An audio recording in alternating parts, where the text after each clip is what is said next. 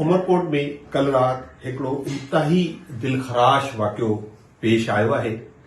इन वाक़े में हिकिड़े नौजवान मोहम्मद इस्माइल समेजो खे गलो कपे क़तल कयो वियो आहे। ही जेको क़तल थियो आहे हिन हिकिड़ी ख़ौफ़ जी फिज़ा पैदा कई आहे ऐं इंसान ज़ात खे ते लर्ज़ो तारी करे छॾियो आहे। ही के ॿाराड़ी या के झंग में ही वाक़ियो न थियो आहे। ही वाक़ियो उमरकोट जे मशहूर मोती चौक जे भरिसां इहो वाक़ियो पेश आयो आहे ऐं उन्ही चौक में पुलिस जी चौकी पिणु क़ाइमु थियल आहे जेको एमरजेंसी में जेको आहे मदद कंदी आहे। पर जॾहिं नौजवान जो गलो कपियो वियो त ही नौजवान इंतहाई बहादुर हो।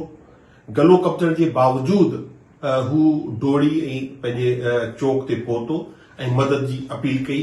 पर अफ़सोस जो जेके इदारा आहिनि अहिड़े क़िस्म जी एमरजेंसी में को बि मदद न कंदा आहिनि ऐं शहरियुनि पंहिंजे लेखे पंहिंजी मदद पाण तहत हुनखे खणी अस्पताल पहुचायो आहे। हाणे ही हिकिड़ो वाक़ियो न आहे, मुसलसल तव्हांखे नज़र ईंदो त उमरकोट में तशदुद जा वाक़िया वधंदा वञनि था ऐं इहो तॾहिं सभु कुझु थिए थो जॾहिं पुलिस पंहिंजो किरदार अदा करण में नाकाम वञे थी। हिन वक़्तु तव्हां ॾिसो उमरकोट जी पुलिस ज़ाती वॾेरनि जा खे प्रोटोकॉल ॾियण में, हुननि जा कारोबार बचाइण में, हुननि जे कारोबार खे तहफ़ुज़ ॾियण में 10 मोबाइलूं तव्हांखे नज़र ईंदियूं।